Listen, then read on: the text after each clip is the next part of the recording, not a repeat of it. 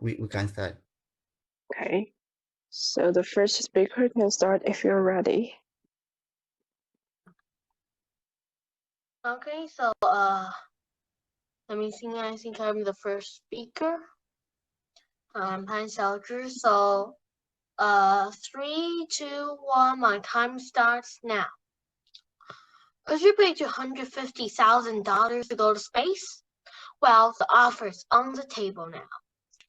Virgin Galactic's offers trips to space, and space tourism might be a reason why space exploration is necessary. Resources on Earth is diminishing, climate change is devastating, and stress outside from space is approaching. Space exploration is the only way out. So first, I'm going to go over the problems that leads to the necessity of space exploration. Then I'm going to tell the benefits of space exploration, and last to wonder how space exploration solves the problems I have mentioned. First of all, dangers may occur at any time. On April 29, 2020, an asteroid estimated to be between 1.1 and 2.5 miles slided by Earth. If a mile-wide asteroid hit Earth, it strikes the planet's surface at about 30,000 Fahrenheit. In 2929, there will be another asteroid that will come extremely close, just sliding by. If next time an asteroid strikes, will we be as lucky? The risk is unmeasurable. Or could we end up like the dinosaurs, extincted? It could lead to human extinction.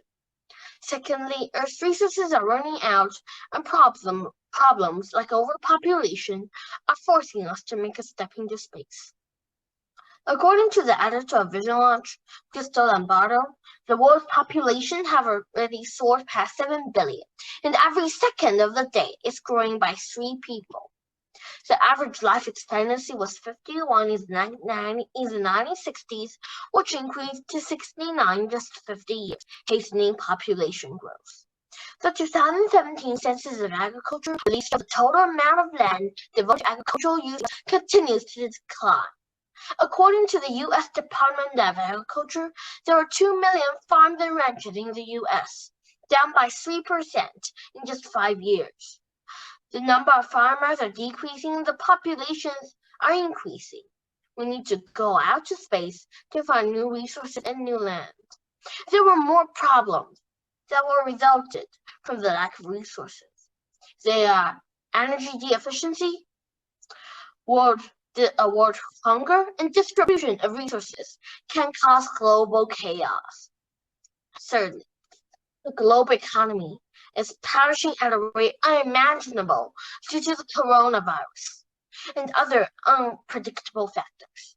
The global economy is facing what is likely to be the worst economic disruption since World War II. As the COVID-19 pandemic spreads around rapidly, globally, the concurrent economic fallout of this health crisis is expected to be great. Recoveries could get years to come. There are private space companies, such as the SpaceX established by Elon Musk. After SpaceX have launched the rocket, Falcon Heavy, SpaceX has gained the credibility as the owner of the world's most powerful commercial rocket. Founded with a mission to make space travel more affordable and attainable, SpaceX have already become the world's largest satellite operator, managing more than 500 satellites, and of course planning thousands more. In turn, space exploration will be a completely new source of economic growth in the entire world. Elon Musk had that a space-based internet service that can generate as much as $30 billion in revenue every year, which could be what we need to solve the coronavirus problem. Satellites can help us in forecasting weather and in predicting natural calamities. Satellite communication, TV, radio, GPS, iPhone, iPads, and so on are all depending on space exploration. Scientists believe that exploring space and patterns in space can help us give an idea of the next major flood, tsunami, tornado, even earthquake, which could give the police time to evacuate people. So in conclusion, dangers may occur at any time on Earth.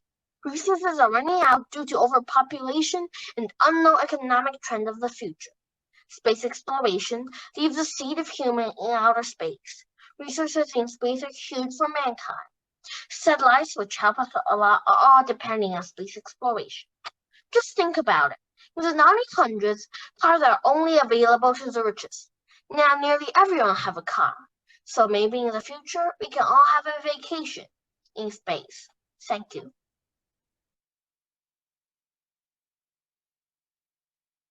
And after I finish my speech, can I leave the room right now? Yes, you may leave if you don't want any comments or feedback. Wait, he just left. Okay.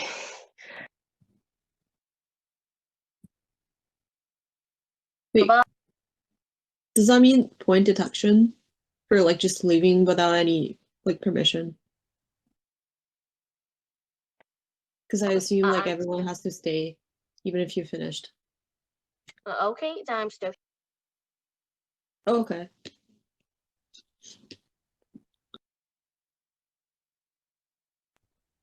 Hello, I'm the second speaker.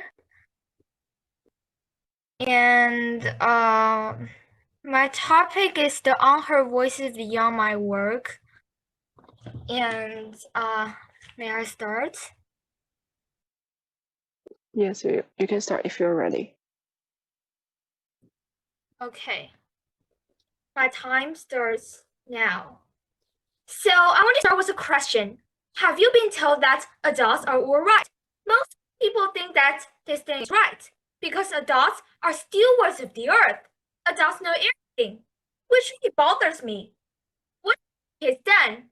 1996, Richie, a fifth grader, invented the walkie-talkie.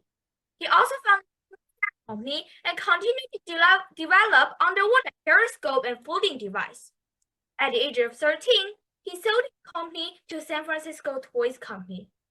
However, adults often think it's a coincidence if kids do some great things. How harmful is that the voice of the young cannot be heard? What is the cause of this?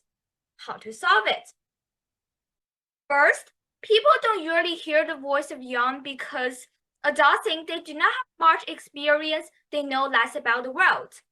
For example, in China, we have the culture that we respect the elders more. If we have some disputes, even kids' opinion is right, they still cannot accept our thoughts. I believe we should both respect kids and elders.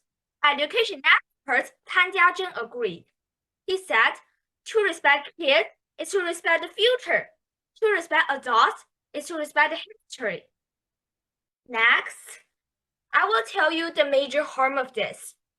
According to Bikini, in her article, child tried out AI puzzle TX shooting, but was ignored. In AI puzzle, a child was warned and yelling that there will be gunfire being shot nearby. But no one paid any attention. Because for one, he was just a little kid. As a result, 22 people was killed. I feel heartbroken. If they had listened to the kids' opinion, they would not have caused so many deaths. So the problem is, why these people do not trust kids? Let's look at some of the causes of this. Google CEO said it's very conventional for every generation to underestimate the potential of the following one. Because they don't realize that the progress of one generation becomes the foundation of the next. It takes a new set of people to realize all the possibilities. Finally, I will tell you the solutions of this. What can adults learn from kids? Bill Gates said, I TikTok from my daughter. We use high-tech products better than our parents. That is true. I had a cell phone when I was in primary school. My parents didn't have one until they were in universities, so they can learn from us. Also have fantasy. Like my 2-year-old brother, he thinks everything were free. This could be full of inspirations and hopeful thinking, like everything were free, no wars, no pain. But you may think, that's impossible. That's ridiculous. If you do not have these fantasies, nothing can happen. Fantasy is the promise of success. Kids also like creativity. You may be surprised that these 5 world-changing inventions were invented by kids. The flippers, the flagell, the snowmobile, the underwater walkie-talkie, the earmuff, these are all invented by kids. When I was in primary school, I saw a truck turn right crash with a bicycle or passerby. I found the idea would be a blind spot behind the right. So I created a warning light on blind spot when trucks turn right. I have many prizes.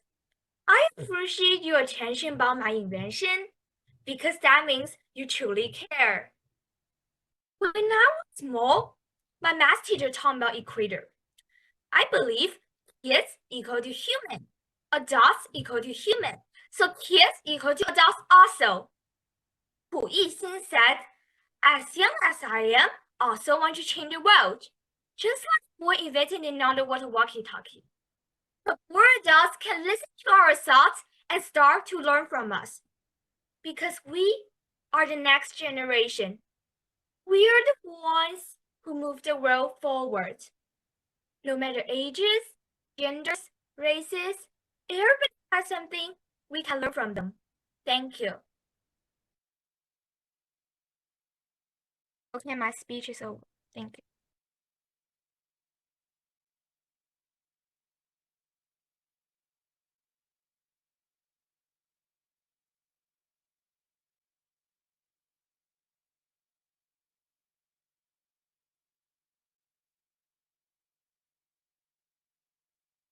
Is the third speaker ready?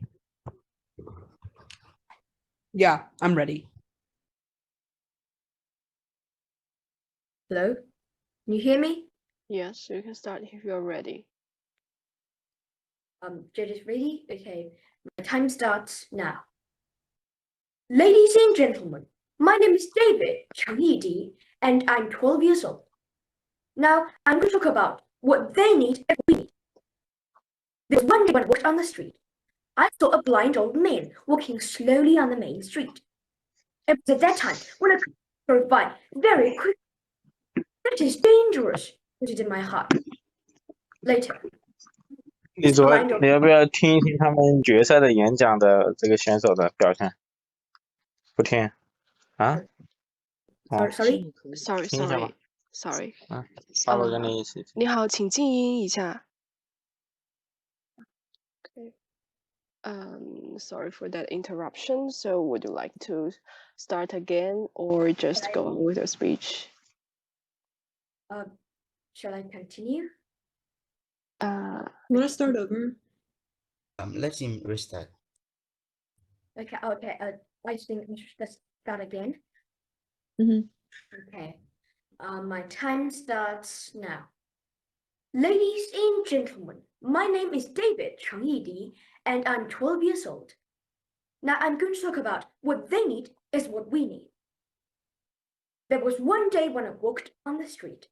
I saw a blind old man walking slowly on the main street. It was at that time when a car drove by very quickly. That is dangerous, heard it in my heart. Later, I came to the blind old man and asked him, Sir, what is this area? It's so dangerous for you. Thanks, young man. I don't want to walk here, but there isn't enough sidewalks for blind people like me to walk in our city. What a shock. Our city is becoming increasingly beautiful, and we already had more skyscrapers. But did we give enough concern to those minority people? Did we equip the facilities for those people who couldn't walk normally, or for those people who are blind? Astonished by this phenomenon, I did more research to find the answer. But it turned out that the result was not that optimistic. First of all, the government didn't pay much attention to barrier-free construction. With limited revenue, the government had to make a hard decision on financial expenditure.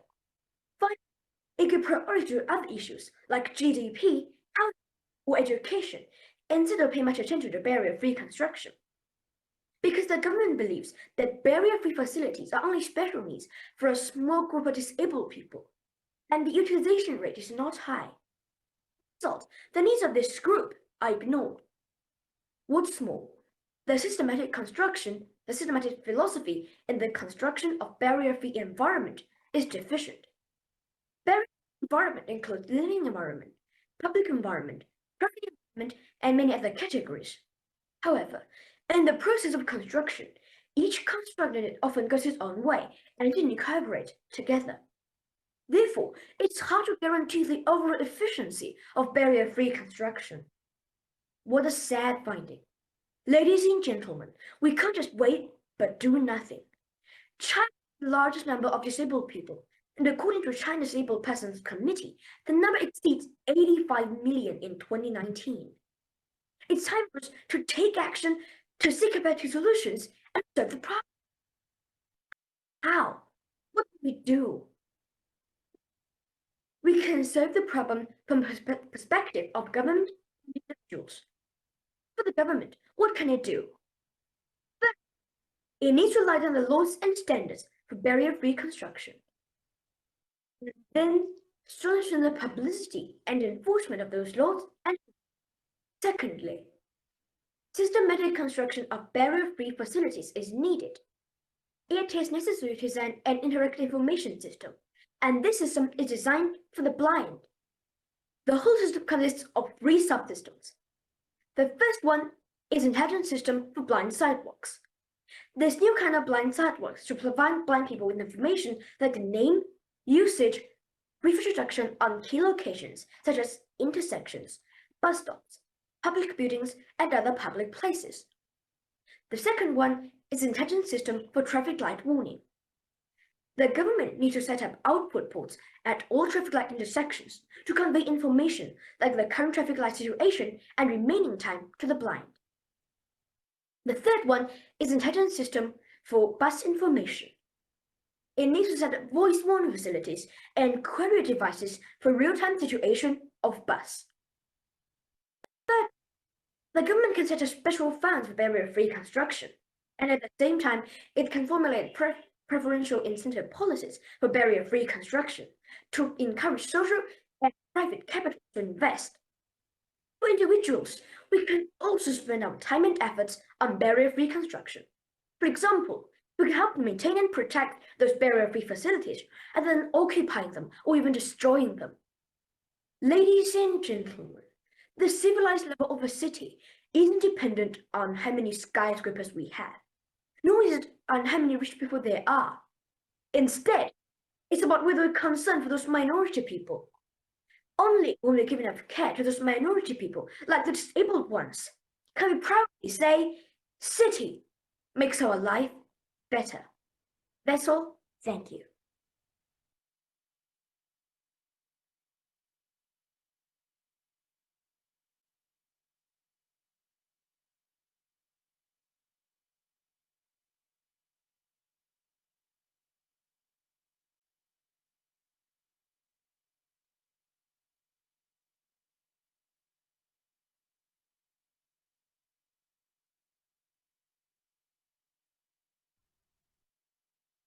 Is fourth speaker ready? Yes, I'm ready. Okay, you can start. Okay, so my time starts now.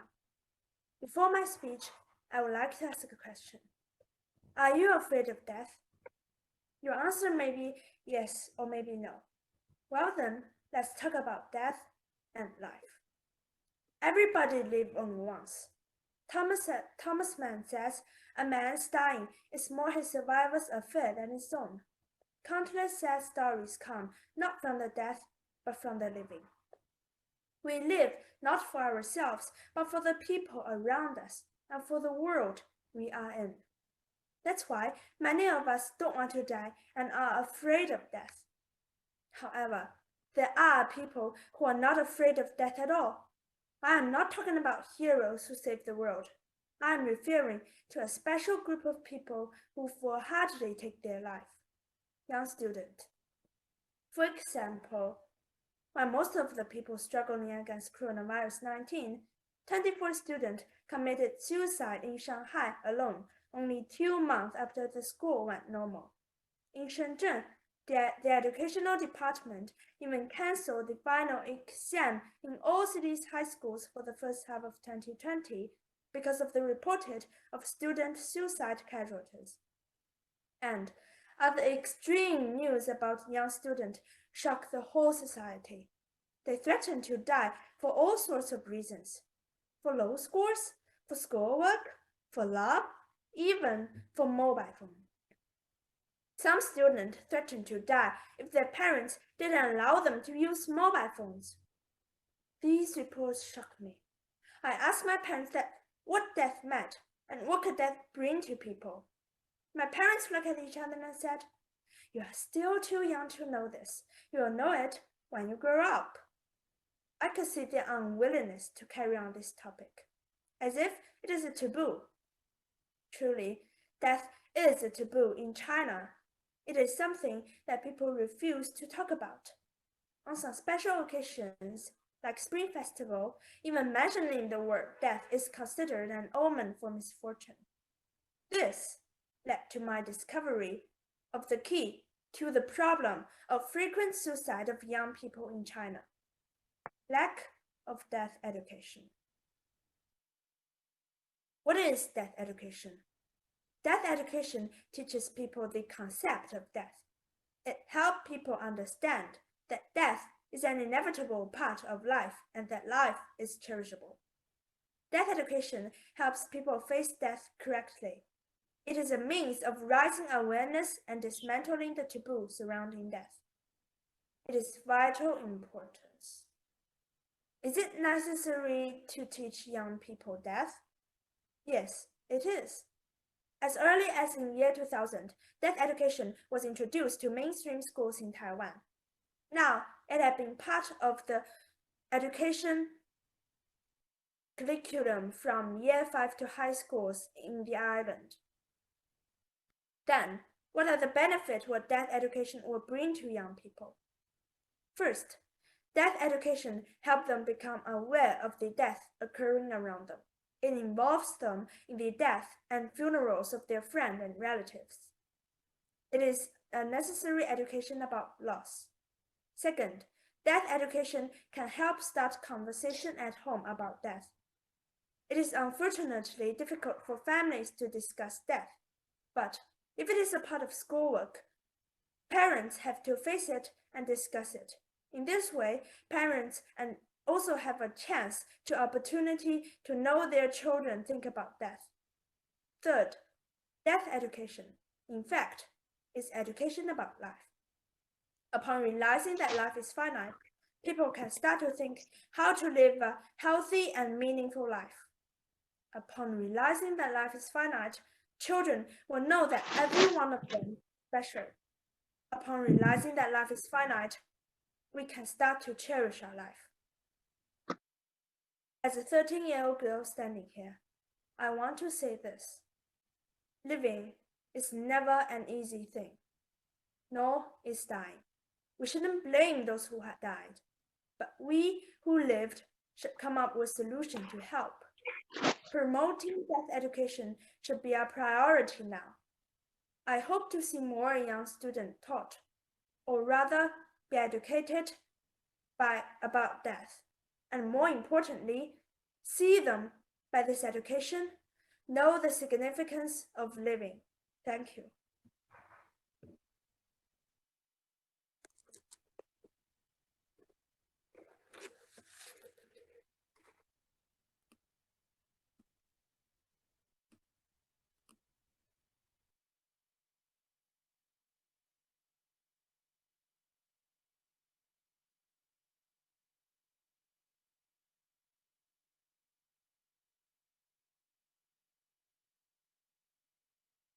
Is fifth speaker ready?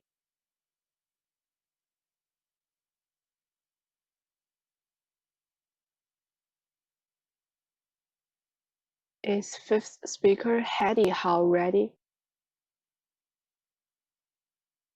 Yeah. Can you hear me clearly? Yes. And can you see me clearly? Yeah. Okay. Then my time starts now. Hello everyone. My name is Hattie, and today I'm going to bring my speech. Why is it good for children to play video games? In May, my mom took away my computer and my iPad. This made me feel angry. sad, and even upset to myself.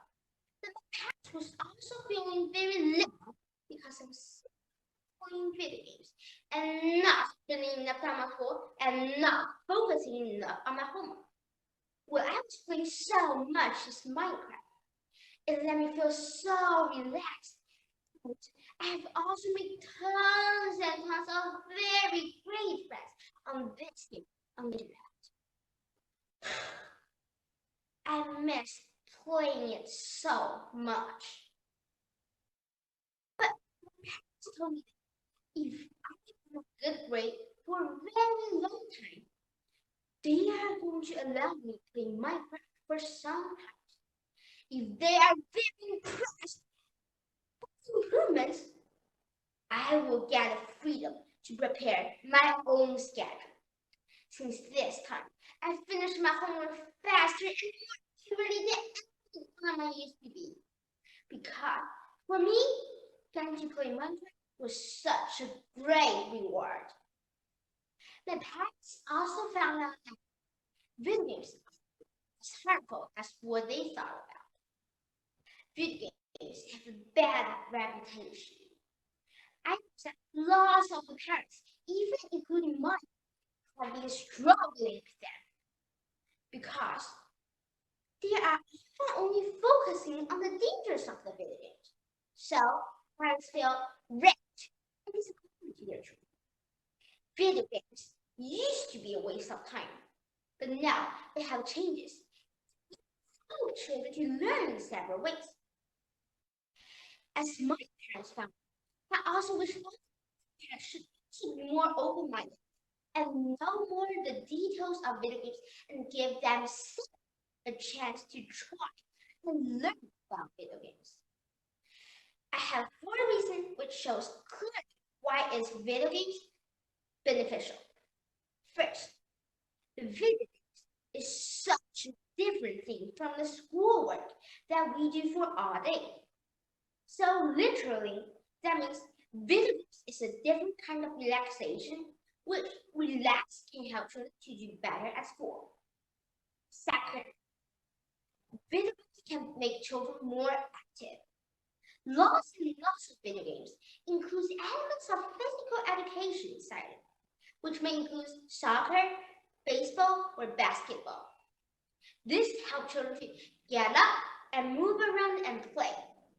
So these video games can help children to be stronger and healthier. My third idea is that it can make children more creative, but it can also make children more curious. Creativity and curiosity is both two very important elements throughout the children's whole life. Games such as Minecraft can help children know about animals, life, or even how to build a house. As children are building a house, they may think about, what should I do to make a house feel like? This can help children to think carefully and give out choice only after seriously thinking. According to American Psychological Association, a long-term study published in 2013 found that adolescents practice enriched for being bullies, improving what children are playing strategy video games. Further, this study also found out that as children are playing any type of video games, even including violent video games, their creativity was enhanced. My last idea is that it must improve the social connection in between children. Lots of children choose to play video games with their good friends. This allows them to spend much longer time together, so their function can improve in a much bigger way. Another long study published by American Psychological Association found out that 70% of children choose to play video games with their good friends, and the Pew Research Center found out that 36% of children make new friends while they're playing games. Video games, if parents focus on it and know the small details of it, they may find out that they aren't as clever as they thought. If you don't believe in video games, you can hate video games. But what is your chance that even natural children can try video games? Therefore, I think everyone should know the benefits of the video games. So it's clearly good for children to play video games. Thank you.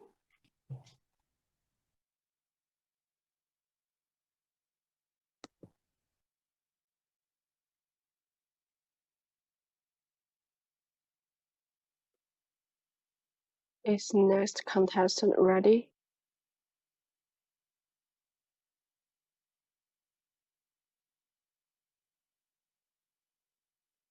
Pardon? No. Is next competitor ready?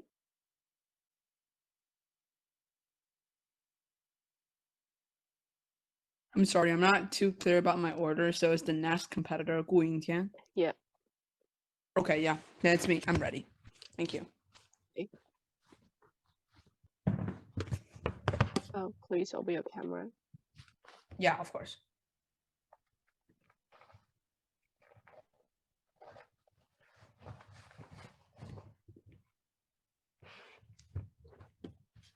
My time would start now. As most people know, we have two sides of the brain.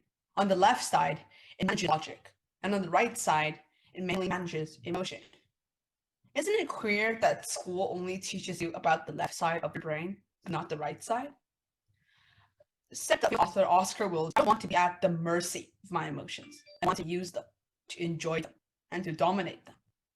Throughout a day, our emotions are like a roller coaster going up and down, but most of the time, we are unaware of it, let alone its effects on our behavior. Negative emotions can often override logic, which might lead to irrational actions like shouting, creating conflicts, or even committing suicide. According to the WHO, every 40 seconds, one person commits suicide. That's about 7 people when I finish my speech. More seriously, poor emotional control even increased teenage suicide rates. Let's be frank, teenagers nowadays face tremendous amounts of pressure from their peers, parents, and school. According to Global Educational Magazine, low school performance has strong correlation with suicide. So that is my concern. This emotional crisis that strikes now. First, we will analyze the problem and how it's reductive to our society. Second, we would find the root cause. And third, come up with a solution to create a better world. Many teenage suicides occur when the parents fail to control his or her emotions. On September the 17th, 2020, a 14-year-old Chinese boy jumped to his death from a school building after his mother slapped him publicly. The boy was originally playing poker, and the teacher called his mom to school. Under these circumstances, the boy's mother felt humiliated, since the misconduct of his son, equates to her own failure. She failed to control her own emotions and transferred her negative energy to his son, thereby directly causing the tragedy. Initially, kids learn emotional management from their parents. If the adults lack emotional intelligence, you can't expect the teens to manage their emotions effectively. From another point of view, among these suicides, mental illnesses also play a major part. Take depression as an example. It happens when you cannot emotionally deal with a catastrophic event, perhaps a catastrophic loss of your family or a series of unfortunate events. If you don't have any mechanism to deal with that overwhelming grief, you will fall into inevitable depression. A study by the Mayo Clinic in 2000 found that rate of suicide among patients with depression was 9%. Therefore, how are we able to stop this suicide wave? By many angles, how are we going to solve this problem that many people have never had emotional education and have never had awareness for their own education? It's time to call on emotional intelligence education. Education is the passport to future, and most schools' first priority is to improve academic achievement, prepare them for the future. However, according to study finds, people on average only use 38% of knowledge learned in school. So therefore, these schools are not effectively preparing students for the future. However, I believe that EQ education is much more helpful for their future success in terms of finding a suitable job, secure a healthy relationship, and to cope with the unexpected life challenges. Rutgers University psychology professor says that it's a missing piece in American education. It is undoubted that education on emotional intelligence will make schooling more like life beyond school. Action has to be taken immediately. Education in schools isn't as hard as we imagine. Firstly, teachers need to help students to learn to identify different emotions and their functions. And then we need to create opportunities for them to practice it in a safe environment. Everyone has their specific way to deal with negative emotions, and as educators, they need to explore and find and provide everybody with alternatives to deal with emotions. Me and my mother has our own way of dealing with negative emotions. We play poker, but not ordinary poker. Each card has a specific emotion. Whenever one of us lose control of our emotions, we pass cards like, "You are angry because I forgot to complete the assignment." This helps us be aware of our own emotions and manage them. I have told you about 2 sets of poker in my speech. The first set calls the teenager's suicide. The second helps us control and regulate emotions. In a way, it's similar with what emotions are capable of. Mothers find the strength to lift cars to save their children. Psychopaths kill tens and hundreds of people in matches. Even if you don't get a good hand in poker, it's up to you how you play cards. Parents, teachers, teenagers, let's work together to win our own emotional poker game. Thank you.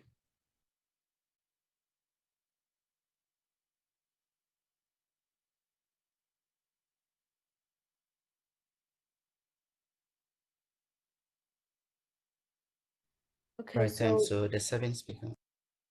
this is the seventh speaker, and can you hear me? Yeah. Sure. So my speech starts now. Be cautious of technology. I have a 78-year-old grandpa. He cannot remember a lot of things. And when me and my brother go to visit him, he might even react like we are thieves breaking into his home. He also cannot hear that well. Every time we tell him something, he cannot listen and understand what we are saying clearly. Once, he told Mom he wanted to live like a normal person so he can understand what others say and can remember more about us. Do your parents and grandparents face the same problem? I believe yes. And if there is a technology that is proved suitable and can solve this problem, would you let your family try this on? I believe yes. With the new developed technology, Neuralink, we can not only let people get their memories back, but also cure the people who have ALS, people who are deaf and blind. Neuralink is a tiny chip created by Elon Musk that can be plugged into a brain so that it can pass on information, strengthen neurons, and assist a person's brain to work better, creating a situation of 1 + 1 greater than 2. This is a technology that will be solving so many problems, and once proved harmless, it will gain much recognition from customers. According to The Guardian, over the summer, one pig had one of these chips inserted in its brain. After 3 hours of watching, the pig shows no bad signs. The Musk team is trying to make the inserting process work well, even without anesthetic. However, there are also a lot of concerns about this technology. What if the brain resists this chip and both of them cannot work well? What if the body takes in the metal consisting of the chip and causes health problems? But most importantly, what if Elon Musk uses this chip to manipulate people, especially when there's such a great number of potential users in the world? Musk can use this chip to manipulate every user's families to fight for him and do what he wanted. This could be another step of Nazism, and the Musk family could be the one and only king, ruling the whole world without people resisting, because we all have a chip in our brains. This may sound crazy before, but with a technology that can manipulate the brain, everything is possible. Technologies are made from good intention, but may harm humans as well. Like an artificial leg made of cobalt. Though the man-made leg was intended to help people who were disabled. What was not anticipated, however, was the negative effects metal toxicity could bring. It ended up causing 100 times more than normal cobalt in the body. The excessively high level of metal in the body caused lower concentration, extreme weakness, and epilepsy in many people. There are strong advantages and disadvantages to technology that can change our life so drastically. And just like everything else, it's imperative that we are cautious and really consider the implications of this technology.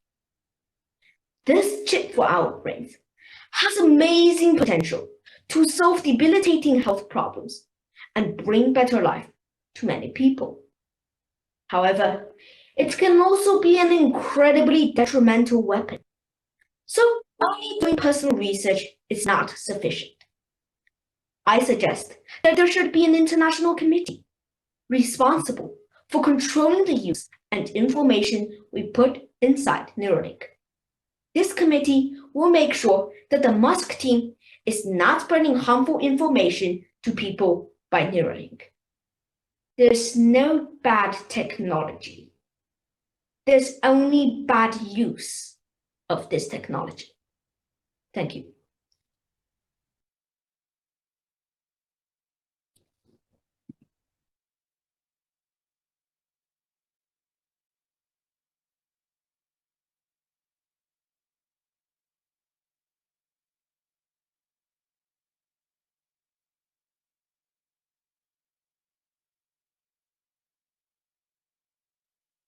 Is the last speaker Shi Yixu ready?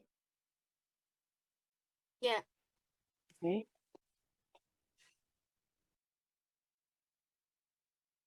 My time starts now. There is an old saying, men's best friend are dogs. True, pets are now playing an important role in most of our lives. When you pop videos on YouTube for leisure, you can actually see a lot of pet owners recording their little friends' amazing tricks and humorous incidents to share with the world. And in fact, a lot of people like it because most of the top videos on YouTube are recorded of them. The three main benefits of having a pet of our own is that they can support your social status. Second, they can improve our physical health. And third, they can improve our mental health. First, let's talk about how pets can improve our physical health. According to lifehack.org, since dogs are high energetic animals, they frequently need exercises. This allows us to exercise every day too, which will improve our physical health. Also, research shows that children who have been around pets all the time are more likely to develop an immunity for bacteria and pet allergies. This means that they will have less sickness than others who don't own pets. Research from the same website stated above is, according to Washington State University, a study found that students who are able to pet an animal for just 10 minutes will significantly reduce the stress they are produced. Imagine how much stress you are reduced if you have an animal by your side all the time. This world will have no stress at all because of pets. How nice. Second, let's talk about how pets can improve our mental health. No matter what you've been through, a pet will always be by your side to help you through it. According to the Medical News Today newsletter, a study of 148 college women shows that ones with pets have lower loneliness score on the UCLA loneliness scale. This means with a pet by your side to help you through the hardship, you will feel less lonely. One example is when students got home and they got a bad score, they will be scolded by their parents. Then they'll talk to their pets because pets will never scold at you. They'll just play and lick with you. This will make you feel a lot better. Ones who don't prefer a pet may think that it is a tiring job because they need constant attention, but on the other hand, this will give you responsibilities over another living life. This will add to your sense of meaning and purpose. Just like what James Cromwell always says, pets are humanizing. They remind us that we have an obligation to respond and preserve and care for all living life. Not many people can have this type of experience as me to actually see how a dog saves its owner's life. That day was rainy. I was walking to school when I heard a beep beside me. I quickly ran out of the way, and when I turned around, I was shocked to see that only a dog and its owner, an old man, are still on the road. The dog was the first one to sense the danger, so his first intention is to get the old man out of it. He pushed, pulled, and nudged, and did all that he could to get the old man safe. In his efforts, he was successful, but it was a tense timing. The motorcycle driver saw the dog and tried his best to stop the motorcycle, but it was no use. The dog's hind paws had gone under the front wheel, and he died right there on the spot as one of the world's most selfless beings to ever died. So you see, pets can not only give you happy moments in your life, but they may also neglect their own life to save their owner's life. Third, pets are helping us humans in many ways today that we don't even realize it. According to AmericanKennelAssociation.org, a service dog is trained to do a series of action by helping the people with their disability. One example is the last September 11th search. One service dog or golden retriever named Retain dies because of many dangerous missions saving millions of people's lives. After that, the company got a full military salute for her just because of the services she provided during her living years. Also, according to usserviceanimals.org, for people with hearing problems, those trained dogs will help them to alert noises such as doorbells, crying babies, and alarms. They will touch their human's hand and lead them toward the noise. Therefore, pets can help you in three main ways. First, they can improve your physical health. Second, they can improve your mental health. And most of all, the third, they can support your social status. So, what are you waiting for? Do you still think having a pet is not a good thing? Well, if you think that, I recommend you go buy a pet first and try it. Maybe you will like it. Who knows? Thank you.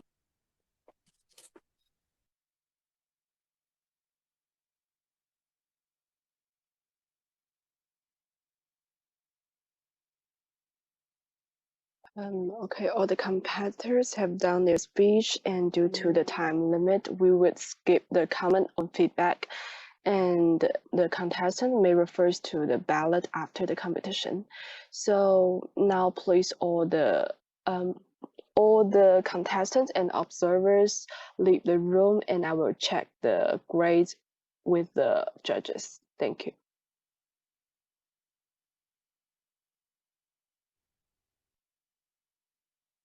May I get to know what was the time for the first speaker?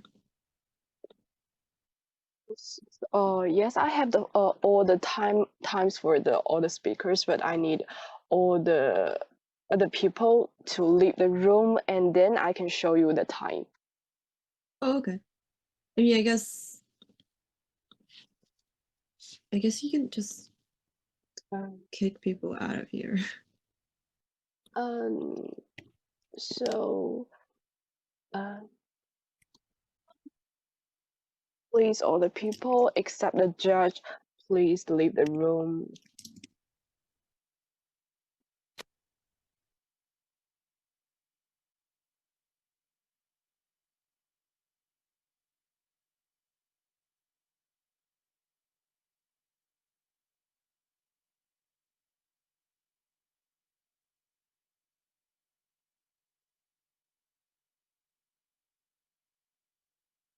Okay, they have all left, and if you get your points ready, you can just tell me, and I will share my screen about the times and the points.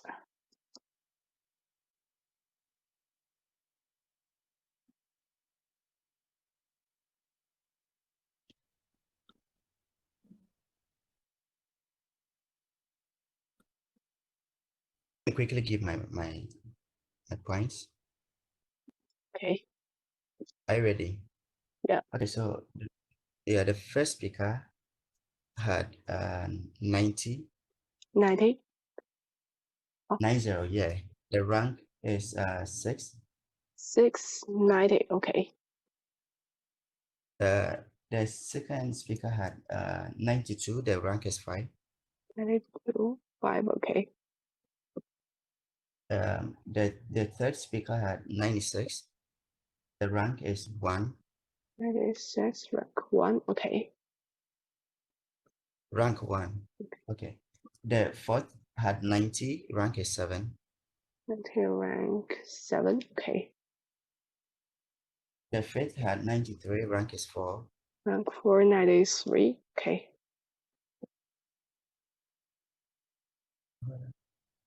Okay, then the sixth had 90. 90. Hold on. 90, 92, 96, 90, 93, 94. All right. Had 94. 94. Okay. Yeah, the rank is 3. Okay. The seventh had 89. 89. Okay. Yeah, rank is 8. Rank 8. Okay. The eighth person had 95. 95. Okay. Rank is 2. Rank 2. Okay, okay, thank you. And let's hold on, please. As for the other 2 judges, NSDA staff told me to tell you that you just need to write the ballot and send it to them, and we will just start another competition. You don't need to, okay? You don't need to tell the point for me. Okay. And have you get all the times done? I have shared the time on the screen about all the competitors.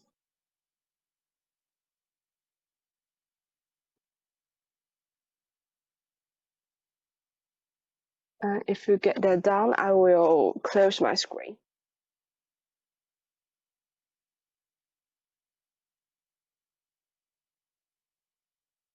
Yep, I'm doing perfect. Okay.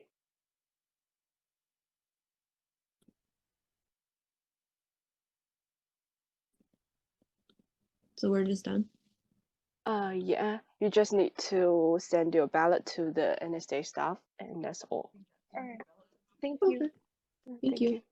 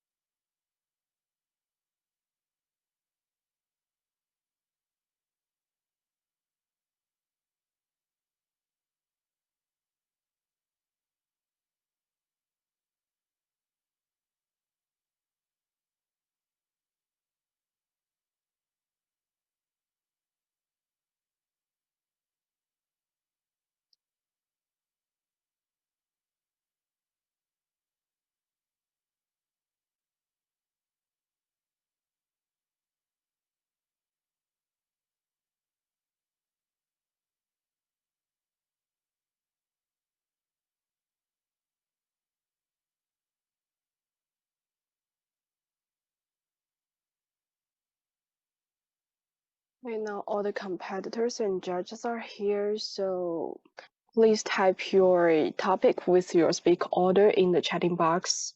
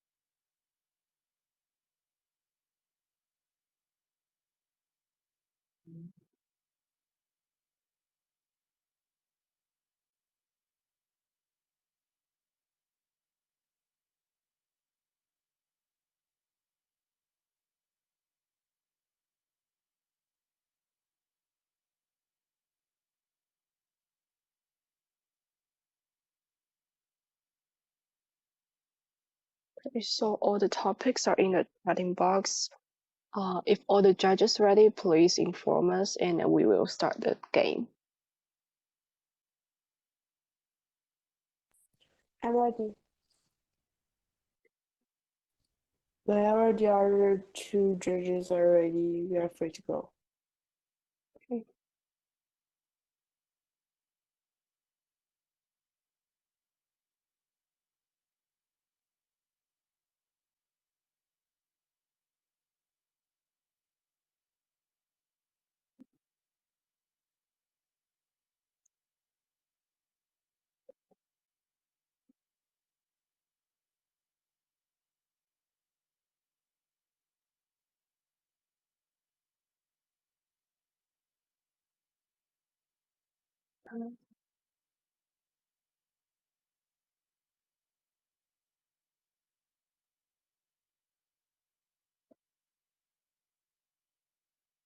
Is Judge Sandra ready?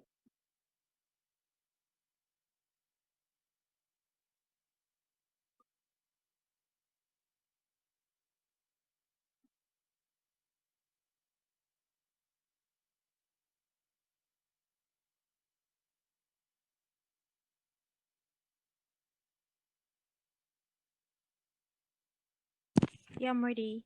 Okay. So if the first speaker is ready, you can start.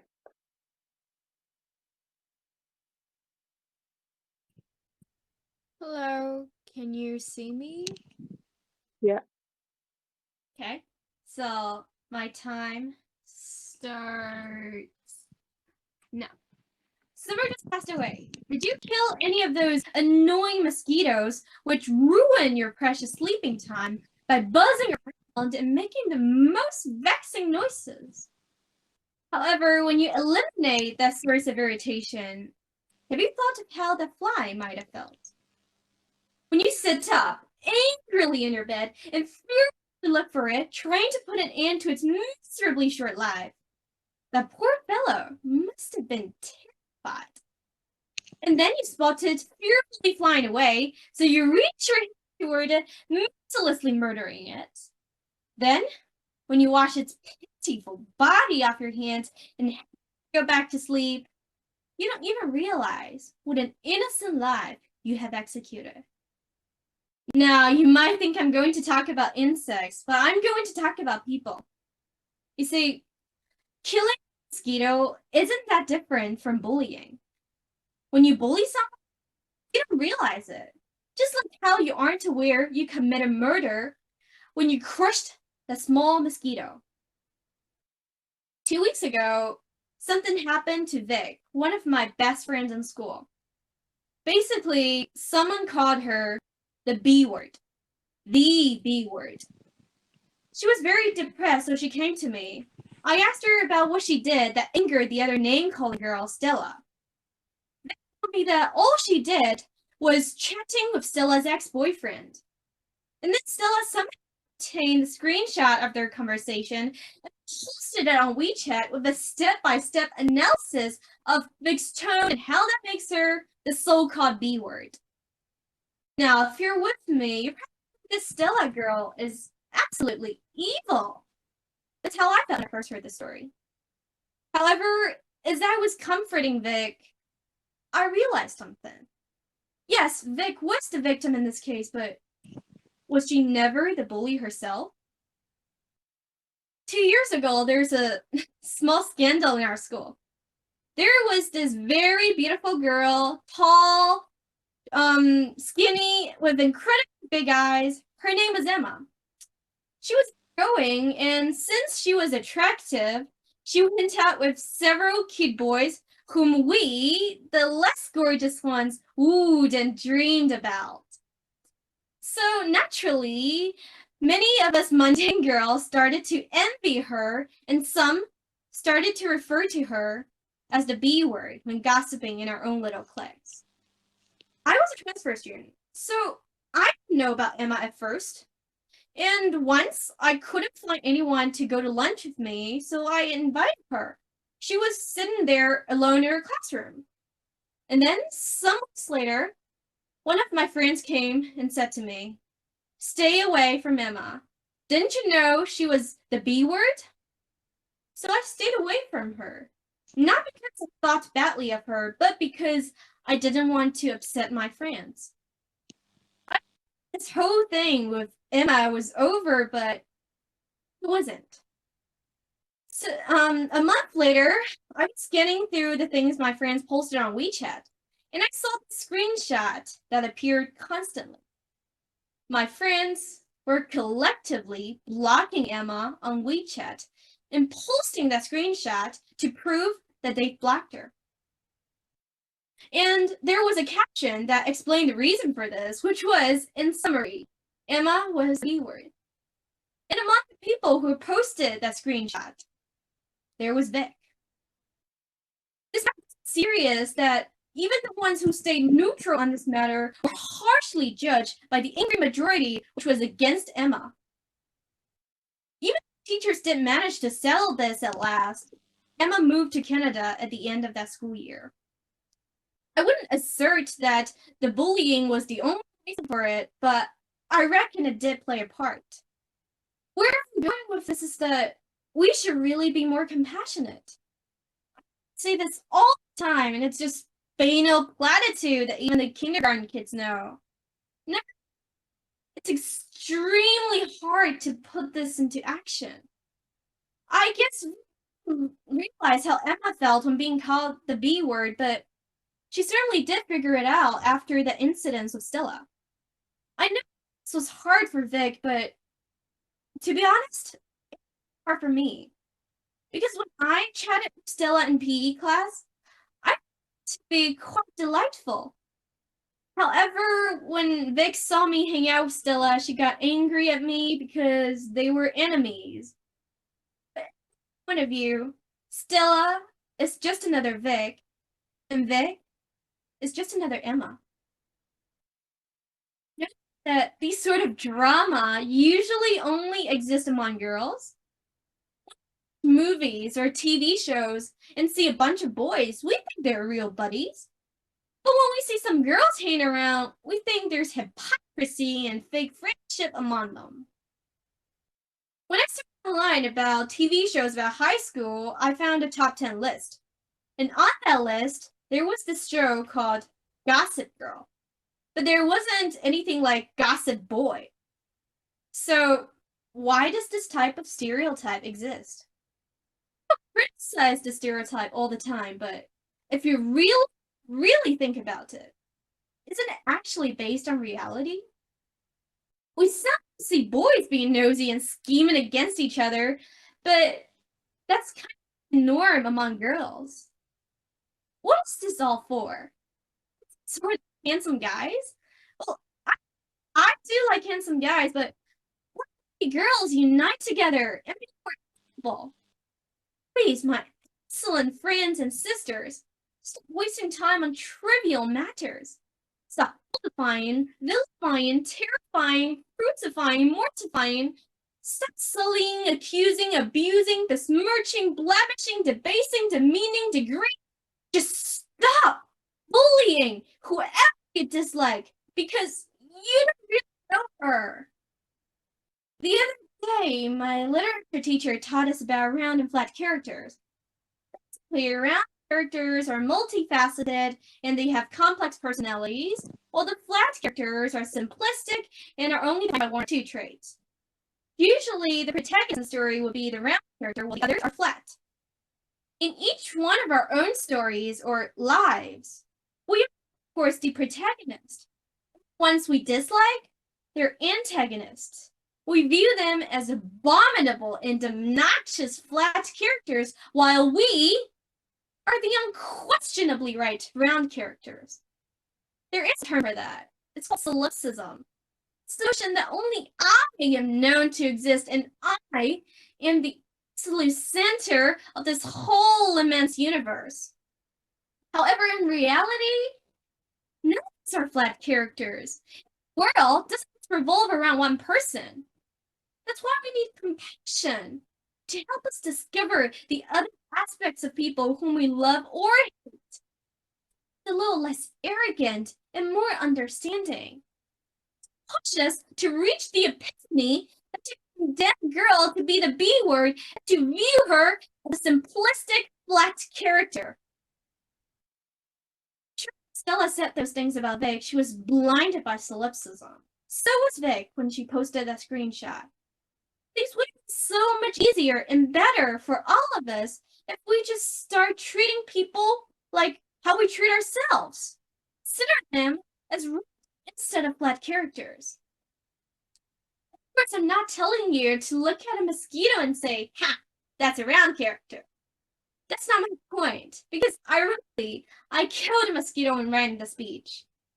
What I'm trying to say here is that we should try to look at things with compassion, because compassion enables us to have multiple perceptions. We should be able to realize that, hey, I could be a mosquito. So next time you want to make snarky comments about someone, try to stop and seriously think for a while. Does that person deserve your criticism? Do you really know that person? Maybe there will be more kindness and less bullying in this world. Thank you.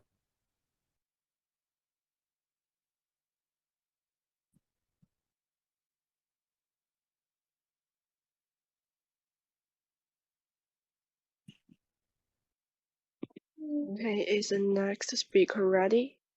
I think next speaker is Hao Wengu. Yeah. Okay, you can start if you're ready.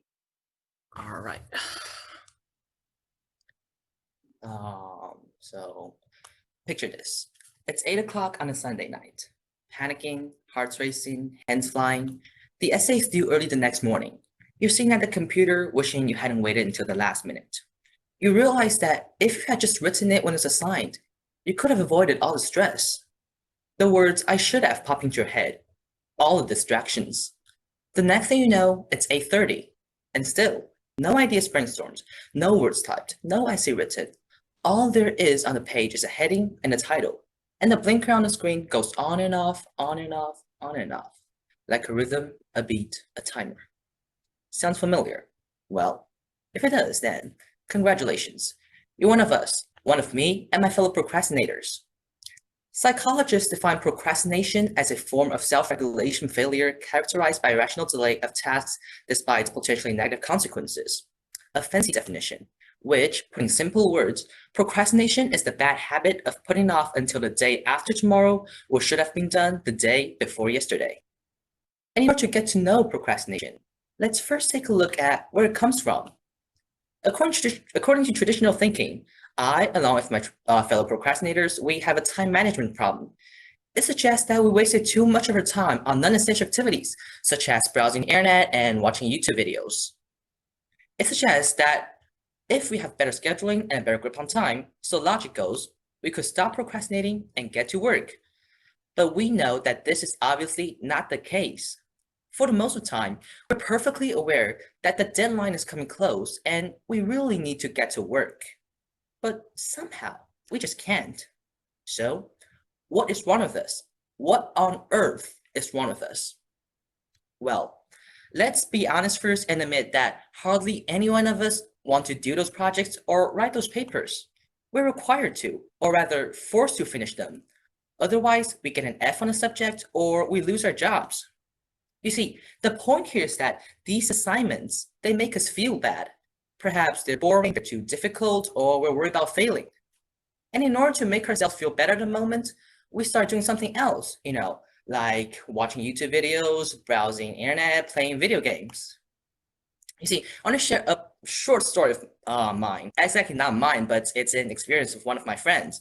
So we all have final exams at the end of semesters, right? Well, he did it as well. So here's the case. He didn't really study much during the semester. Of course, he listened to all the lectures, he took down all the notes, he did all the homework, but he didn't actually review anything. And we know that review is important. So there this goes. The last day before the final exam, he decided that he actually needed to do some review because he needed to pass exams.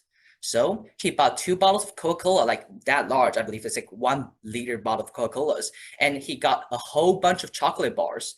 And his strategy here was that he was going to stay awake long enough so that he could get all the contents we taught in the semester reviewed.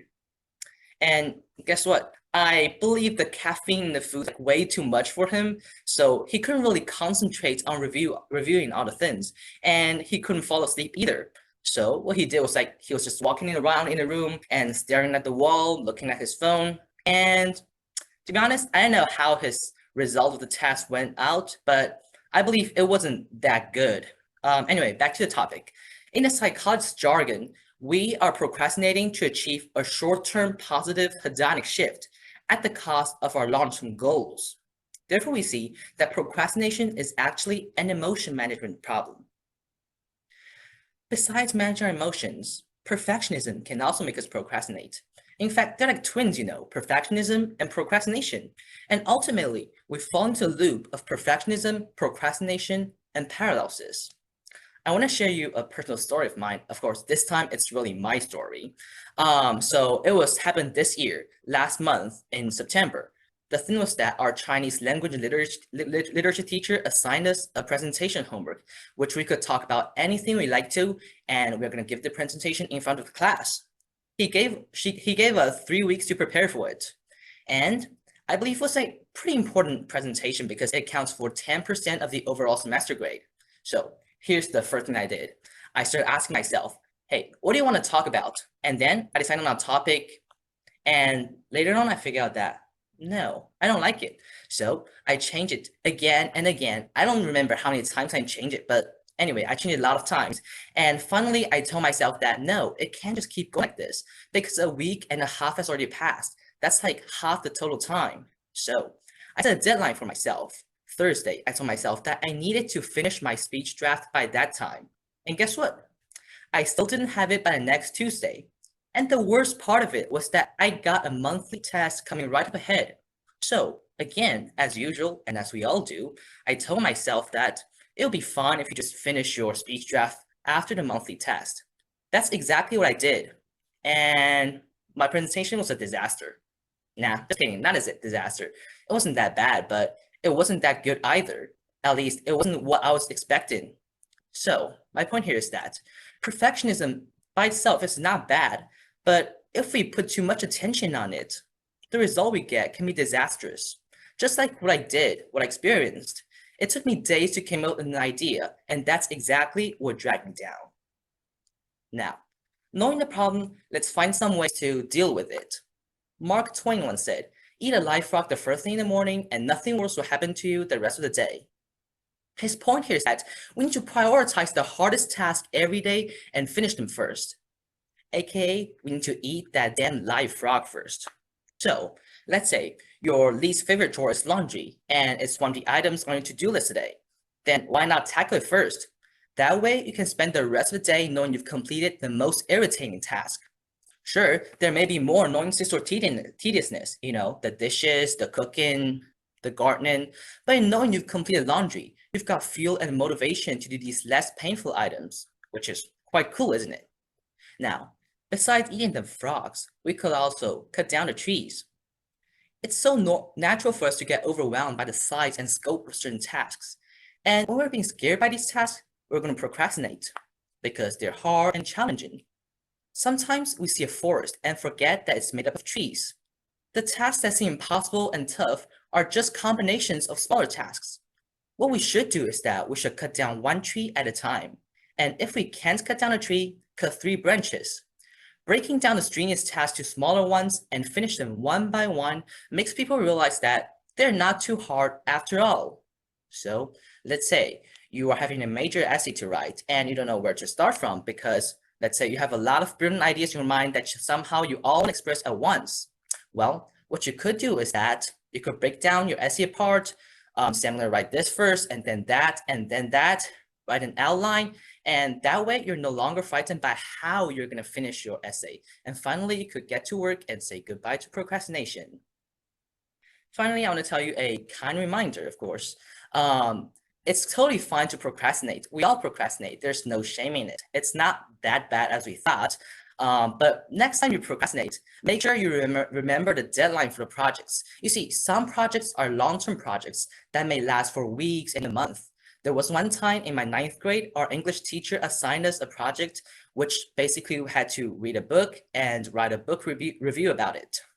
And he assigned it in the first day of the semester, and you were supposed to do it the last day of the semester. Basically, this project lasts for 4 months. And guess what? Actually, none of our classmates remembered it because there was this managed back website where our teachers actually upload all the homeworks and tasks on it. But this time, our English teacher didn't actually upload this project onto it. So none of my classmates, none of us remembered that we actually had this project, we actually had this book review that we had to write. So the last 2 weeks, before the deadline, we rushed and actually got an A on it. I don't know how. It was amazing. But I don't know how. Anyway, before finishing my speech, I want to tell you all a story. It's from Aesop's Fables. It's probably one that you remember. Long time ago, there was a grasshopper who decided to spend his summer making music or otherwise lazing about. In contrast, a group of ants busily set aside food for winter. The grasshopper thought that he'd be fine if he waited till the last minute. He wasn't. He died. And no, we'd be fine if we waited till the last minute and put off the tasks that need to be done today. Of course, we won't die, but you get the point. So, please stop procrastinating and get to work. Thank you.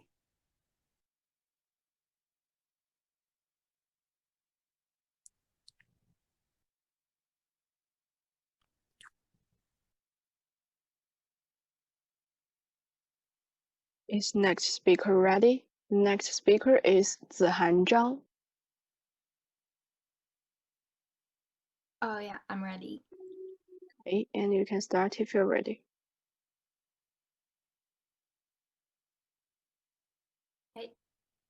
Okay, start.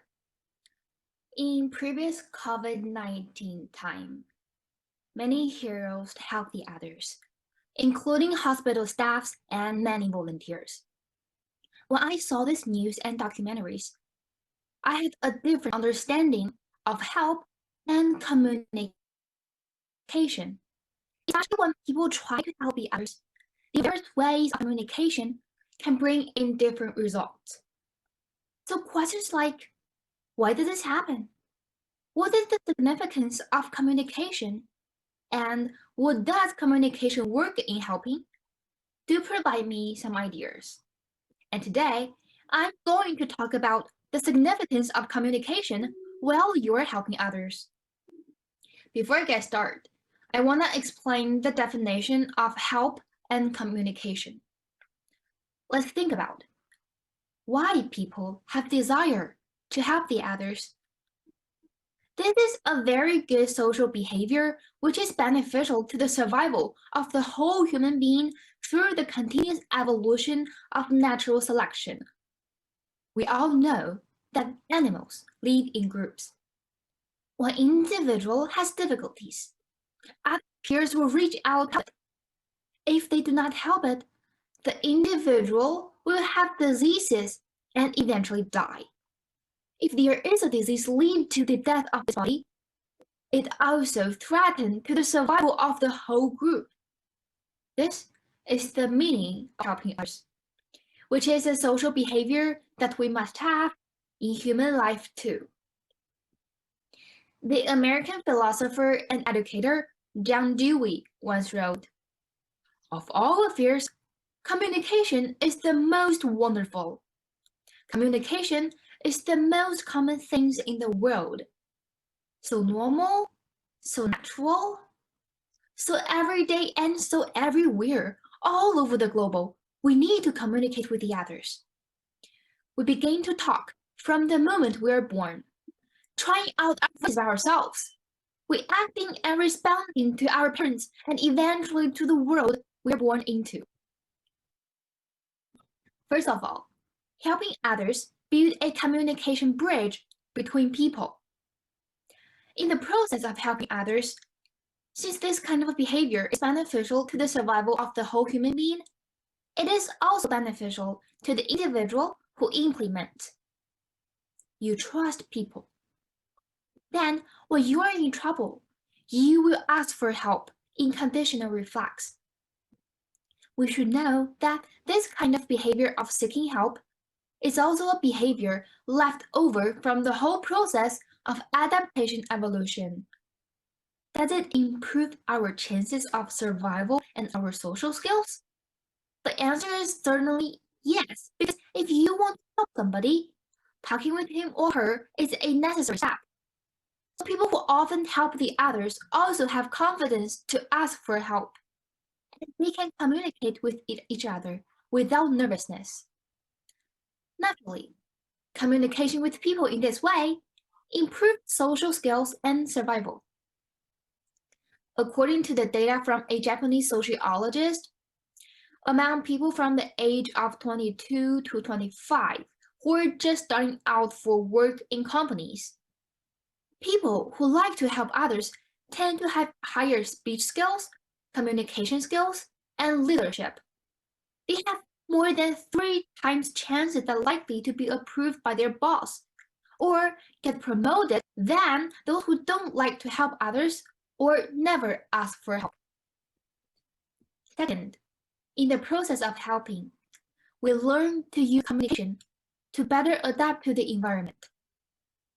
Back to the beginning, I mentioned that many volunteers in COVID-19 would feel very aggrieved, like some traffic police, security, and other staffs.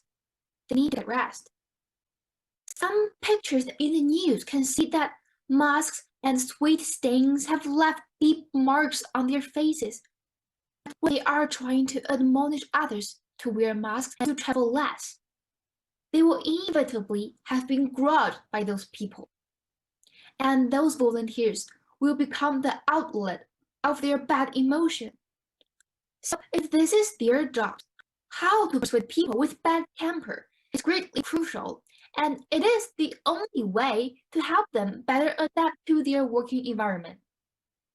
Furthermore, persuading volunteers themselves are beneficial too. Here, I would like to mention an old saying: favors are given without asking for reward. Remember, you should not expect people that you help is born as a reasonable person, because maybe they also have great pressure as you are. So the volunteers have to persuade themselves at these reasons.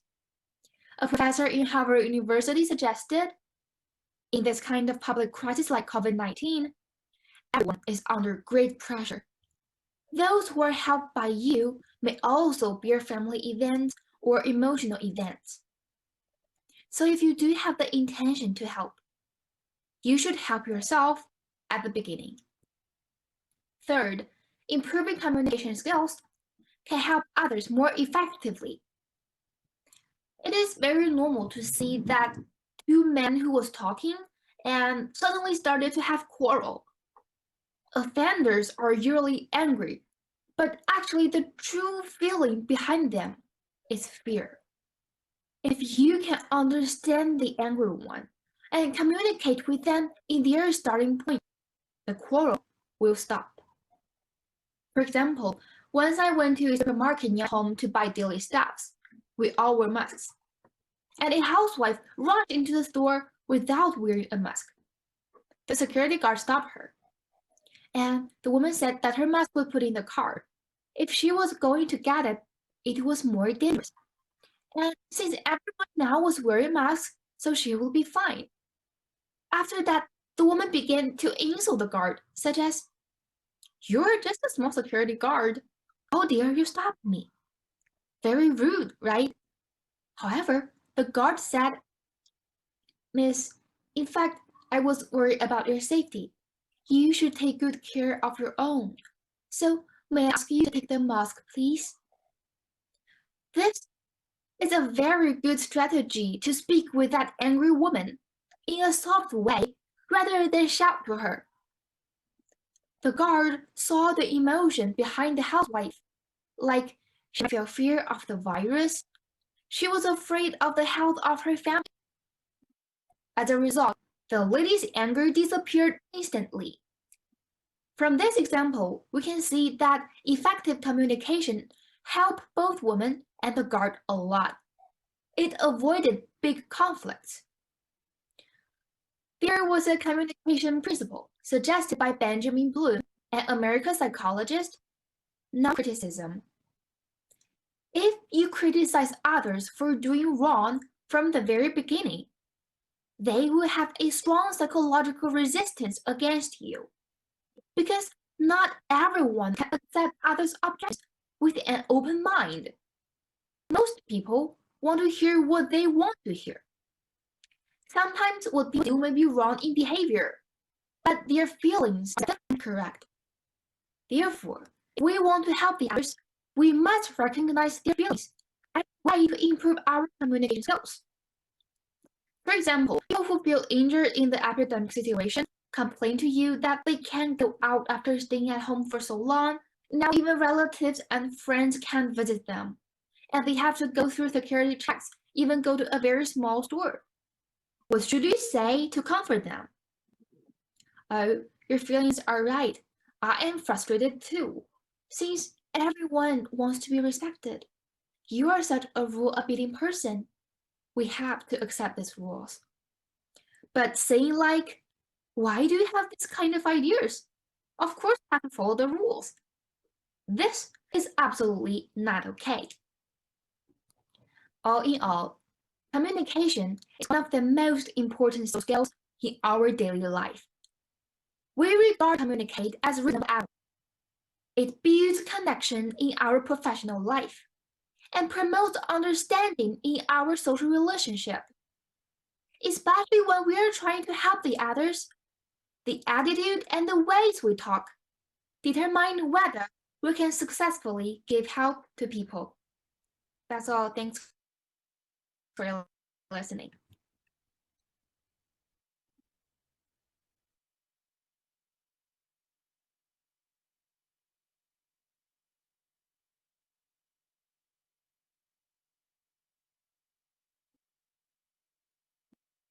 Is next speaker ready? I think it's Zixi Kang. Can you hear me? Yeah. My time, can I start? Yeah. My time starts now. Robin Williams, Marilyn Monroe, Kurt Cobain, Alexander McQueen, Kate Spade. You might be wondering why I just said those names. Now think, what do these people have in common other than their fame? They were all killed by it, and it doesn't just affect famous people. I'm sure many of us will have been shocked to hear about the amount of Shanghai students being killed by it recently. And it is increasing in children and adolescents. It affects 1 in 4 adults in the US, and it causes 1 death every 40 seconds. Do you know what it might be? It is mental illness. It sounds terrifying, doesn't it? But we still don't have the right mentality and attitude towards mental health and mental illnesses. The issue is how detached we are from the reality of mental illnesses. By this, I mean how we exaggerate the dangers of individuals with mental illnesses, which I'll be exploring through media, how we downplay these individuals' experiences with the illnesses, which I'll be exploring through our misuse in our day-to-day lexicons, and last, how detached we are from how much that actually affects us at all. First, we need to know what mental health and mental illness is.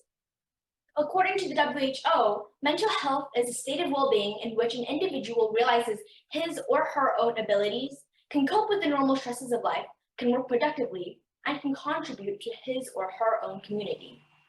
Basically, it's a mental equivalent of physical health. And mental illnesses are a wide array of mental health conditions that can be affected by environmental and biological factors. Now, on to our first issue, exaggerating the dangers of individuals with mental illnesses. The majority of us aren't going to learn psychology, we're not going to go to med school, and many of us just won't spend time to do research on the topic for ourselves. So our main perceptions will come from the media. Issue? Most media portrayals of mental illnesses are highly stereotyped or just plain wrong. Don Diefenbach, professor and chair of Mass Communications at the University of North Carolina, Asheville, analyzed portrayals of characters with mental illnesses on primetime TV. He found that characters with mental illnesses were 10 times more likely to commit a violent crime than characters without. He found that characters with mental illnesses were 10 to 20 times more likely to commit a violent crime than a person with a mental illness in real life. Furthermore, he found that mental illnesses are disproportionately represented as well. For example, depression makes up about 7% of portrayals of mental illnesses on TV, whilst 12% of portrayals are made up of forms of psychosis, which means an individual may experience delusions and or lose touch with reality. The problem when both of these issues are combined is that it creates a very negative perception of mental health overall, which creates more stigma. That means people with mental illnesses will be less likely to come out and seek help because they're afraid of being branded as dangerous. And another issue is how we also downplay individuals' experiences by using terms incorrectly in our day-to-day lexicon. How many of us have heard a mental illness thrown around as a simple adjective? For example, when I was in primary school, OCD became a very popular substitute for the word perfectionist. I even had a classmate who would keep coming up to me and she'll say, "Look at my pencil case. It's so tidy, isn't it? I just can't stand the sight of a misplaced pen. I'm just so OCD, you know." OCD is a mental illness consisting of intruding thoughts causing fear and anxiety, leading to the individual performing compulsive acts. I'm not quite sure why you're comparing it to not being able to stand the sight of a misplaced pencil. Can you see how the incorrect meaning that we use in our day-to-day life downplays and belittles what people actually suffer from? We don't always see the impact of us using these words often. After all, it's just a word, isn't it? But the more the incorrect meaning is spread, the more it will be adopted. And people who actually suffer from these illnesses will have their experiences belittled and invalidated because of it. And now on to the last issue that I will talk about in this speech is how detached we are from how much mental illnesses actually affects all of us personally. Now, how many of you know someone with a mental illness? I'm not talking about a celebrity, I'm talking about someone that you know personally. The majority of us think that mental health has nothing to do with us or mental illnesses. They think it's not something tangible and it never will be. But that assumption doesn't quite match up with the statistics. For example, according to a study from Taiwan in 2009, they found that 43% of female college students are at risk of an eating disorder. More recently, according to Forbes, researchers in Hubei found that depressive symptoms in adolescents rose from 18.5% to 25%. And according to the WHO, 1 in 4 people will be affected by a mental disorder at some point in their lives. So our lives are not as detached from mental illnesses as we think. My life wasn't as attached from mental illnesses as I thought. When did I realize that? It was first when we were shown the statistics at school. It was then when one of my classmates was taken out halfway through a PE lesson because she had a panic attack. It was when one of my close friends told me that she had an eating disorder and she now takes pills to maintain her menstrual cycle. And I was listening to my roommate crying late at night, too scared to tell her therapist that she thought about taking her own life. It was a wake-up call for me. And this is my wake-up call to all of you listening to my speech right now. We need to stop accepting the misinformation and attachment, whether it's from our media and our lexicon or just our own assumptions. We need to be open to being educated and corrected, or the stigma continues. If we don't stop, don't change, it will continue. And it is the stigma that stops us from bettering the situation. It's the stigma that takes away opportunities from individuals with mental illnesses. It's the stigma that prevents them from getting help. It's the stigma that makes sure 75% of adults in the US and Europe make them unwilling to seek help. And it's the stigma that makes sure one person dies every 40 seconds. If we don't stop and don't change, this will continue to be the price we pay. Thank you.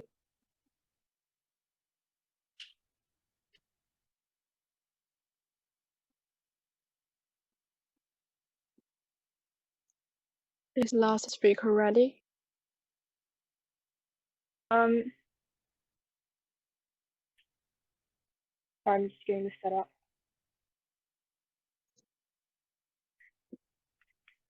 Yep. Judges ready? Are judges ready? Okay. Yes. My time starts now. I'm mad at Marvel. No, not Thor. Let me tell you something. Chris Hemsworth, he's pretty decent. Let's just say that. I'm talking about how hard they try to promote racial equality by adding a colored actress for the sake of it. I'm talking about how every single woman featured in a Marvel film has a toned body, slim limbs, and fair skin. And yes, I'm talking about how we all seem to easily accept that women are simply the objects of men. As reported by the National Film Academy, in the top 200 grossing films of 2019, men represented 84.9% of all directors, with men at the helm of film production. It steers the ship of society, accommodating the sole purpose of satisfying men. And as a result, films and the portrayal of female characters are easily subject to the male gaze, or what we commonly call the rose-colored lens. Women are then resigned to the repressive reality of being portrayed simply as the silent puppets of the male audience that continues to manipulate them out of malice. As women are commonly objectified, whilst we may try to believe that Hollywood is trying, the sobering reality is that as narrative patterns have become so established, so deeply rooted in our society, the male gaze has transcended the silver screen and has infiltrated our society with disturbing frequency. And that has cut straight to my concern. So please, join me as we take a snapshot of how we reduce our women, then pan out to see the effects and harms of doing so. And last, but definitely not least, tap and share some solutions of how we can finally break the rose-colored lens. Female inferiority has almost become an indispensable thread in the expansive tapestry of our society, and the effects have become omnipresent because the way in which women are objectified, minimized, and dehumanized goes dangerously far beyond the silver screen. According to the FBI, objectification of women contributes to 25% of why women in the United States are abused every 9 seconds. And according to the World Health Organization, it's why 33 women commit suicide every single minute. And that's almost 50 women since I began speaking. And we don't only reduce women to merely be objects on a screen, we insult them to become symbols of meaning. Sound abstract, sound absurd. I've lived it. I lived it deep in my core when I was 13 years old, as I watched my grandmother taken away from me after a long and arduous battle with cancer. And rather than being given the care and the consolation that I know I deserved, instead, I was laid off with 3 simple words: emotional. God, you're such a woman. And just because I showed the slightest hint of emotion, I was stereotyped into being the weak object that men see every single day. Now I have to ask, am I not allowed to mourn the loss of a loved one? Am I not allowed to feel? Because whilst those three empty words may have slipped off easily, they hurt me deeply. And that's what makes it hurt straight to the core. So it is time. It is our time that we redefined our focus in search of ways to break the rose-colored lens. And what does that mean? It means that we must take the inaugural step in empowering a woman, as she will confidently empower our generations to come. And look, I'll be honest, breaking the glass ceiling is not easy, because being vulnerable and finding honest solutions is a deeply uncomfortable and scary experience. But it is also a brave one. So how can we ensure that our actions and our discourse reflect that? First, rather than being passive, be active.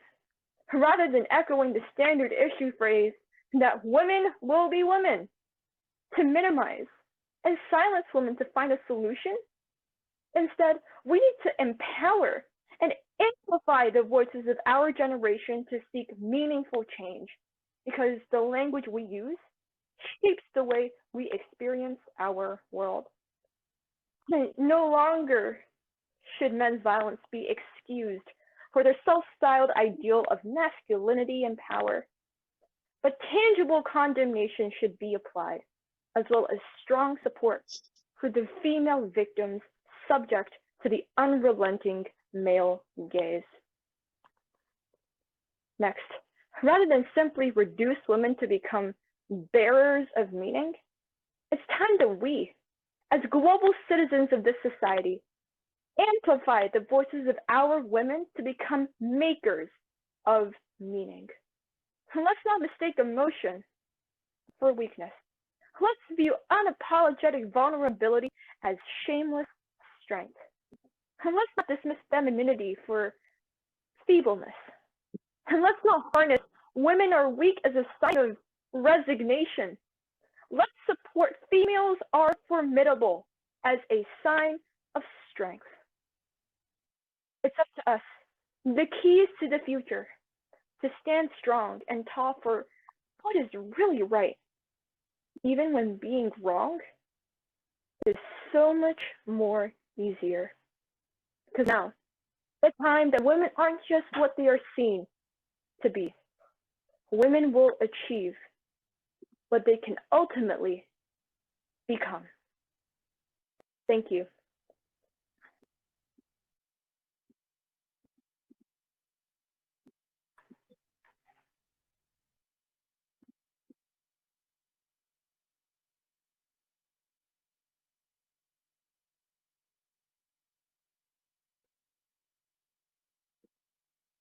Okay, does any judge want to give some feedback or comment?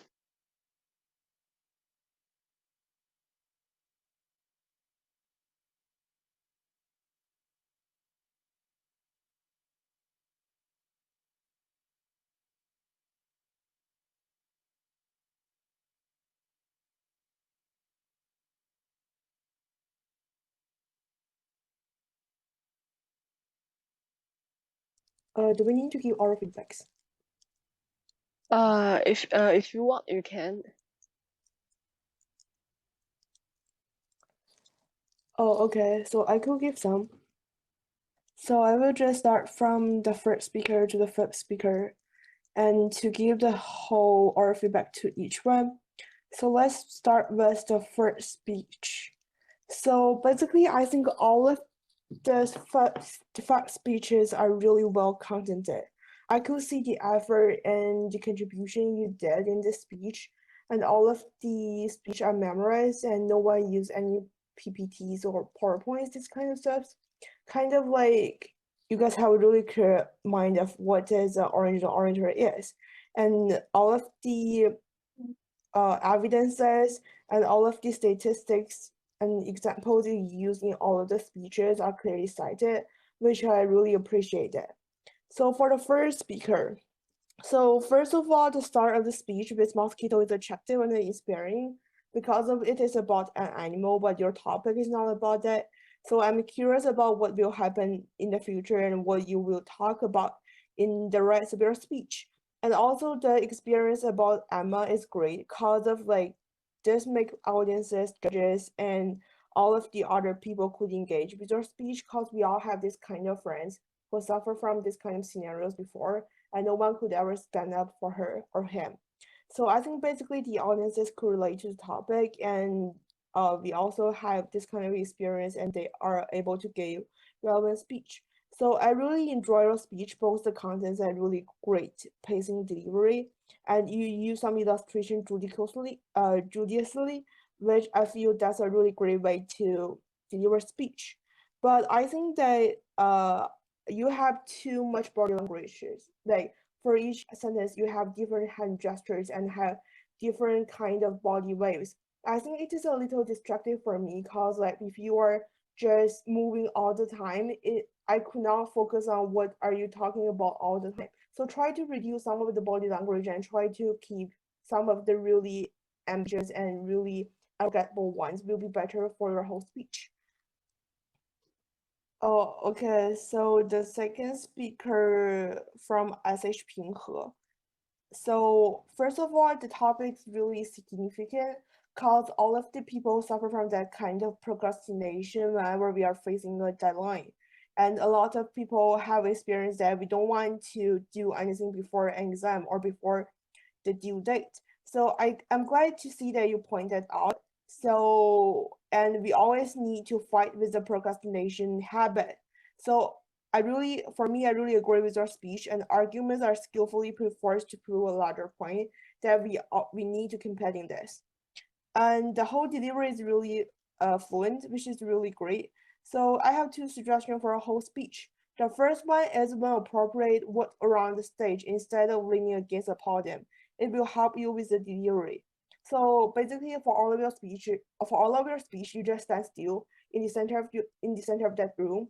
So if I were you, I would try to give some body waves and try to walk around or work like a triangle. So kind of like, first of all, to relieve my nervousness, and the second of all, it is kind of help when you do not know what to say next.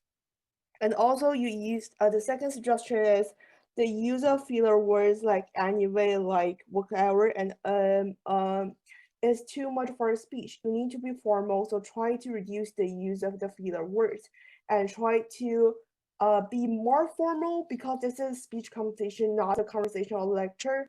So that's basically the suggestion that I gave you. But for all of the content, for all of the arguments and all of the content that you gave us, it's really inspiring and motivated. I feel really glad to hear your speech.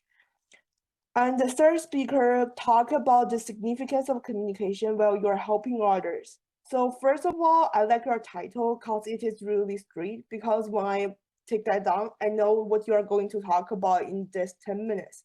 And also the examples like in the COVID-19, the guard light and like an old woman to take a mask. This kind of stories make me feel that all of this actually have different impact in the whole steps. So basically the topic is significant and the thesis is clearly established, and also the cases and examples like that you use in your speech is relevant. So make me feel that it is really great precise making. So, and also when you talk about like different kind of people have different kind of communication, it captures my attention and interest. So you basically introduce your topic really clearly and confidently.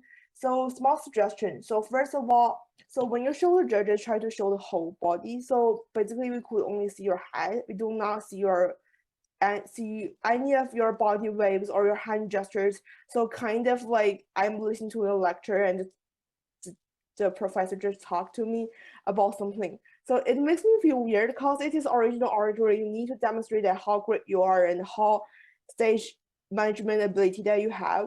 So, but overall for a speech, I think it is a really inspiring one. The topic is introduced clearly and topic adapted well to audience. And I could see your enthusiasm for topic and also about the communication this part. And also the whole speech is really well organized and informed. Yeah, so just showed all of your body, which will help. And the fourth speaker talk about the issues around mental illness. So first of all, this is a really like everyone knows this, like people suffer from mental illness all over the world. So the introductions are effective, and your friends who suffered from that kind of mental illness is a key point, or is really is staying engaged to the whole speech. And also your gestures and body language is vivid. I like how your voice is changing in scenarios like when she's like, or when she faces kind of different kinds of dilemma, and how you talk with her and how you understand her statements makes me feel that I feel engaged. I feel that if I have a friend, I definitely stand out for her. And also you adjust the topic in an animated way, and also the elaborate extension in this speech helps my reflect that what you will speak about next, and all contents are inspiring. So basically, this is a really detailed and specific speech. The only suggestion I could be much longer, like up to 9 minutes, because most of it will use up all of the time. And so I think within a few seconds, the main subject of speech should be here. So which me feel attractive all the time. So thank you. So move on to the last speaker who talk about rose colors.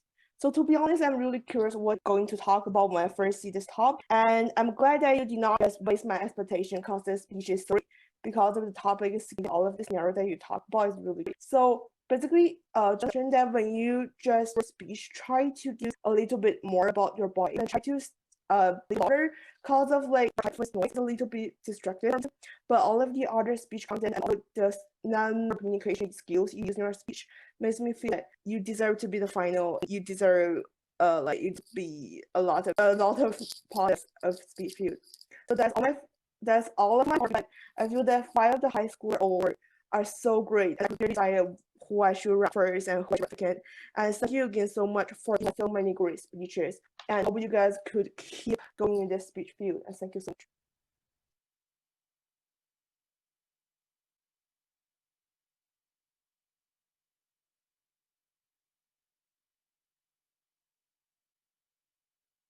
They still have time. Yeah. All right, I'm just gonna get some general feedback from all the contestants because I've seen this. I think that's this great quality because a lot of you have addressed very important issues of these. And my suggestion for all of you guys, for any speech, right, you have or you pick a part for you to like grab the attention of it, because if you keep telling the same intonation the whole time, even though what we're talking about is really, really important, it will lose the attention of the audience at some point. So one of the greatest suggestions you probably heard from all the judges or all the coaches that have taught you in speech is that try to make your speech into different layers, right? Whether whether it has something to do with a hook, whether it has something to do with the actual problem or the fact cause and solution that you're going to address, make sure that you know which one is your like A's card, which one is the thing that you want to talk most about, which part is the thing that you want to stress on, and that make your speech more efficient and more productive, and of course effectively address when it comes to important issues. And also when it comes to personal stories, I wouldn't go against personal stories. Just make sure that you will have more analysis after the personal stories have been told, after what happened from your observation. Make sure that you add more analysis and more in-depth explanation after that. And I appreciate the fact that all of you have used some academic evidence to support your claim and arguments. So overall, it's well done. Thank you, guys.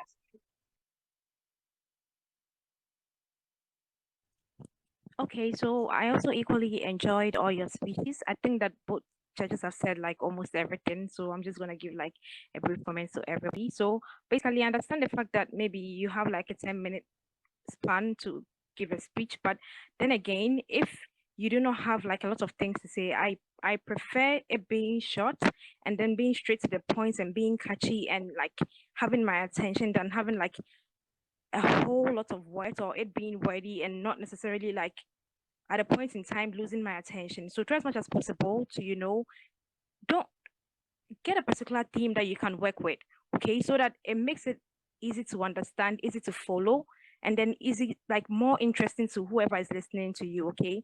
And as I think Ellen already said, you're supposed to make use of like your voice, where you're supposed to go high, do it, where you're supposed to go low, do it, make use of your body language, but then do not overuse it. And also, when you state something or a particular information that is not yours, try as much as possible to cite it properly.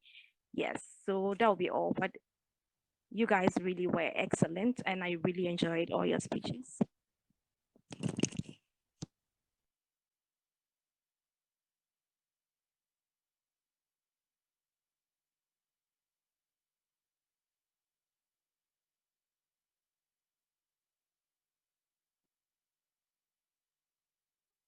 Okay, thanks for all the judges, and if contestants don't have any further questions, you can just leave the room.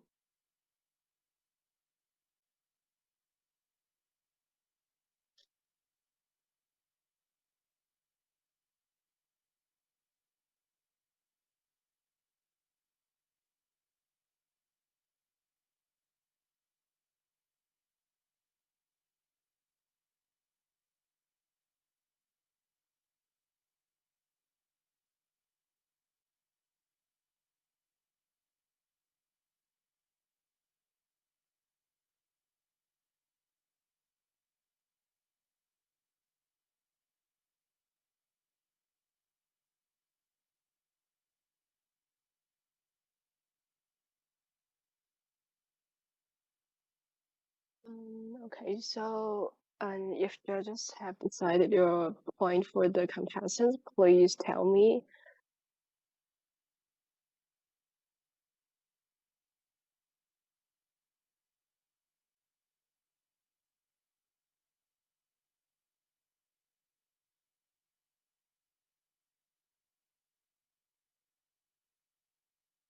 I have already sent it to the chat box. You can check. Oh, okay. I have read them already. Yeah. Okay, please wait a minute, and I will type it in.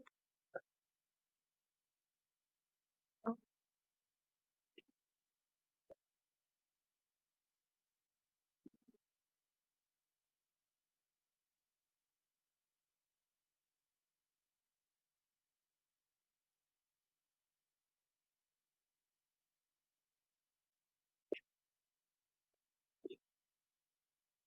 对不起，我忘了，我就直接报告。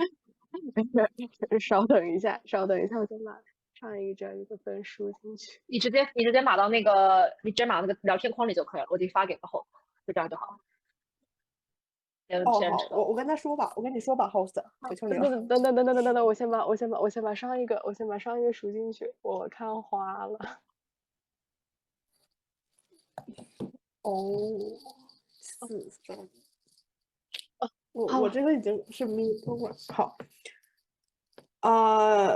等会儿哈，我需要看我的 ballot，因为我这个 mini program 已经不对了。第一个人是第392。392，好。对。590。590，好。490。